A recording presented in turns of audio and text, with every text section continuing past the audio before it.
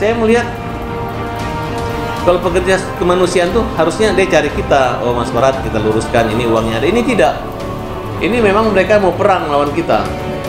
Menurut saya lawanmu bukan Farhad Abbas, lawan kalian adalah hukum. Jadi salah jadi hukum dan sadarlah gitu. Mau diputar balik bagaimanapun, di mana-mana teman gue yang pinter-pinter bilang uangnya Agus, udahlah Agus tuh udah buta. Biarkan aja dia nikmati uangnya, diatur dengan keluarganya, ngapain dicampurin lagi? Kecuali kalau Novi mau jadi istrinya Agus, boleh diatur. Tapi selama dia jadi ketua yayasan, ya tidak bisa diatur. Itu yang namanya pemerasan, harus ada yang namanya tindak kekerasan. Caranya harus maksa. Kalau tidak ada pemaksaan, itu laporan juga jadinya sia-sia, ngebias, ya. Dimana kita tahu sendiri dana yang ada dari donasi masuk rekening Agus itu tidak sepenuhnya milik Agus, ya, kecuali kalau memang Agus bekerja atau Agus mendapat waris atau hibah. Jadi jangan diperintir bahwa ini adalah hak milik daripada Agus, bisa dipergunakan segala macam hal, katanya sudah sesuai koridor hukum. Tidak. Karena kenapa? Itu donasi, kecuali hibah atau sedekah atau sumbangan. Beda donasi loh. Ya, jangan dibalik-balik gitu loh. Kalian menyamakan antara pengemis dan donasi, karena pengemis dan donasi itu, ngemis dan donasi itu berbeda. Ngemis itu ketika dia meminta-minta, uang yang diberikan berapapun itu bisa dipakai untuk apa saja. Sementara donasi ada tujuan di ujungnya, ada sesuatu hal mulia yang dipersiapkan dari segi perencanaan dan sebagainya untuk dicapai, mengumpulkan dana, crowdfunding tadi itu kan. Nah sekarang disamakan pula pengemis dengan Agus gitu. Kalau memang Anda menyamakan pengemis dan Agus, maka hari ini juga bawa Agus ke dinas sosial, biar dinas sosial yang akan mengurusi Agus. Uang yang tadi itu serahkan ke dinas sosial, biar dinas sosial yang menggunakan uang tersebut untuk mengobati Agus. Clear? Ya, kenapa nggak diselesaikan aja secara kemanusiaan? Dan kalau memang Agus sudah tidak mau lagi diurus sama Novi, menyatakan aja, declare, oke Mbak Novi, saya terima kasih, saya tidak lagi dibutuhkan untuk donasi-donasi, saya akan buka open donasi sendiri. Selesai, dan si Novi biarkan berjalan, move on. Untuk apa diperpanjang laporan polisi? Untuk apa saya tanya? Orang tadi awalnya kemanusiaan kok. Yang tahu itu adalah antara Agus sama si Novi. Tidak ada gunanya pakai surat pernyataan, surat perjanjian. Lisan itu sudah merupakan hukum bagi mereka berdua. Kadang-kadang pengacara juga ngawur. Dibilang apa? Kan nggak ada perjanjian. Ya elah, gimana mau buat perjanjian yang satu matanya dalam keadaan sakit? Iya kan? Itu logika-logika itu coba tolong dibangun supaya tidak membuat pernyataan-pernyataan yang tambah menyesatkan. Agus harus tahu dan paham ya bahwa simpati masyarakat yang mendonasi ini luar biasa besar. Sekarang kenapa simpati masyarakat luar biasa tidak berbalik 180 derajat? Sampai sekarang yang kalimat-kalimat Agus sedih banget itu sudah dijadikan canda-candaan. Harusnya Agus dan keluarganya ini bisa introspeksi. Kenapa berbalik 180 derajat? Yang tadinya orang bersimpati sama dia, yang dalam hitungan waktu yang tidak terlalu lama terkumpul uang sampai 1 miliar lebih. Sekarang ya dalam kondisi Agus seperti itu, yang kata pakar selalu mengatakan ini melawan orang buta, ini melawan orang buta, benar.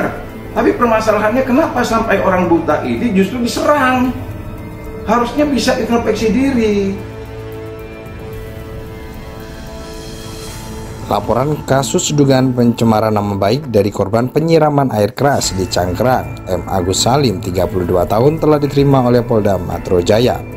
Agus melaporkan pemilik Yayasan Peduli Kemanusiaan sekaligus YouTuber Pratiwi Novianti alias Teh Novi dalam laporan yang terregistrasi dengan nomor LPB 6330 sekian. Polda Metro Jaya. Pada 19 Oktober benar Polda Metro Jaya telah menerima laporan dari saudara Mas melaporkan dugaan pencemaran nama baik dan atau fitnah dengan media elektronik, ujar Kabid Humas Polda Metro Jaya Kombes Pol Ade Ari Syam Indradi kepada wartawan. Dirinya mengalami penyiraman air keras pada September 2024 hingga penglihatannya terganggu dan membutuhkan biaya yang cukup banyak, ungkap Agus dalam laporannya. Kemudian korban mendapatkan sumbangan dari donasi terlapor melalui sebuah podcast di mana diumumkan adanya donasi yang bisa dilakukan dikirimkan ke rekening terlapor, ujar Ade. Dari penggalangan donasi tersebut terkumpul sejumlah uang senilai 1,4 miliar. Hanya saja uang donasi itu diminta kembali oleh Pratiwi. Pelapor atau korban merasa mendapatkan ancaman tuduhan dan fitnah seolah-olah korban tidak amanah terhadap uang donasi tersebut, kata Ade. Polisi menyatakan akan menyelidiki terlebih dahulu mengenai pengakuan dari Agus terkait alasan terlapor meminta kembali uang donasinya.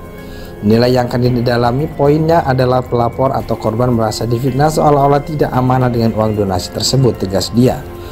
Sebelumnya Agus disiram air keras oleh bawahannya sendiri berinisial JJS di Jalan Nusa Indah, Cangkrang, Jakarta Barat. Agus menderita luka bakar 90% di tubuhnya, bahkan akibat disiram cairan kimia berbahaya membuat penglihatan Agus terganggu. Dia pun sempat dirawat di Rumah Sakit Cipto Mangunkusumo. Kisah Agus itu viral di media sosial hingga sejumlah YouTuber mengundangnya sebagai narasumber dan memberinya donasi. Pratiwi Novianti curhat penyelesaiannya usai bantu Agus Salim, namun berujung kisruh soal masalah donasi. Sebab diketahui jika Pratiwi Novianti yang sudah memberikan bantuan justru dilaporkan oleh Agus Salim. Hal itulah yang membuat Pratiwi Novianti mengungkap kekecewaannya dilansir dari akun Instagram pribadinya. Dalam unggahan itu, Pratiwi mengungkapkan penyesalannya berbuat baik masih diperlakukan sebaliknya oleh Agus Salim.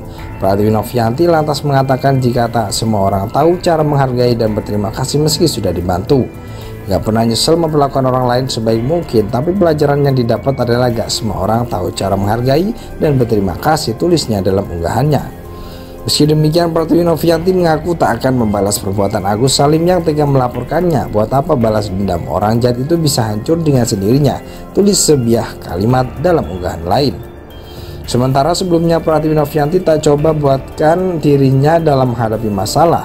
Ia menyebut jika musuh hadir karena dirinya merupakan orang penting yang mendapatkan cobaan. Dilansir dari akun Instagramnya @pratiwinovianti. Dalam story terbarunya, Pratiwi Novianti mengunggah ulang sebuah kutipan bijak. Pratiwi Novianti memberikan support terhadap dirinya untuk menghadapi masalah yang menerpa. Jika tidak ada yang menganggapmu musuh, itu berarti kamu tidak terlalu penting, jelasnya. Jika tidak ada yang menganggapmu sebagai ancaman, itu berarti kamu tidak terlalu kuat.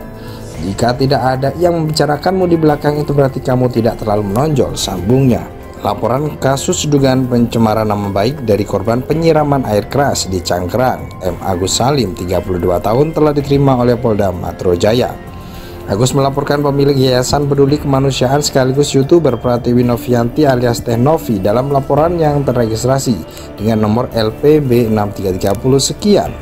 Polda Metro Jaya. Pada 19 Oktober benar Polda Metro Jaya telah menerima laporan dari saudara Mas melaporkan dugaan pencemaran nama baik dan atau fitnah dengan media elektronik, ujar Kabid Humas Polda Metro Jaya Kombes Pol Ade Ari Syam Indradi kepada wartawan. Dirinya mengalami penyiraman air keras pada September 2024 hingga penglihatannya terganggu dan membutuhkan biaya yang cukup banyak, ungkap Agus dalam laporannya. Kemudian korban mendapatkan sumbangan dari donasi terlapor melalui sebuah podcast di mana diumumkan adanya donasi yang bisa dilakukan dikirimkan ke rekening terlapor, ujar Ade. Dari penggalangan donasi tersebut terkumpul sejumlah uang senilai 1,4 miliar. Hanya saja uang donasi itu diminta kembali oleh Pratiwi. Pelapor atau korban merasa mendapatkan ancaman tuduhan dan fitnah seolah-olah korban tidak amanah terhadap uang donasi tersebut, kata Ade. Polisi menyatakan akan menyelidiki terlebih dahulu mengenai pengakuan dari Agus terkait alasan terlapor meminta kembali uang donasinya. Nilai yang akan didalami poinnya adalah pelapor atau korban merasa difitnah seolah-olah tidak amanah dengan uang donasi tersebut, tegas dia. Sebelumnya Agus disiram air keras oleh bawahannya sendiri berinisial JJS di Jalan Nusa Indah, Cangkrang, Jakarta Barat. Agus menderita luka bakar 90% di tubuhnya, bahkan akibat disiram cairan kimia berbahaya membuat penglihatan Agus terganggu. Dia pun sempat dirawat di Rumah Sakit Cipto Mangunkusumo. Kisah Agus itu viral di media sosial hingga sejumlah YouTuber mengundangnya sebagai narasumber dan memberinya donasi.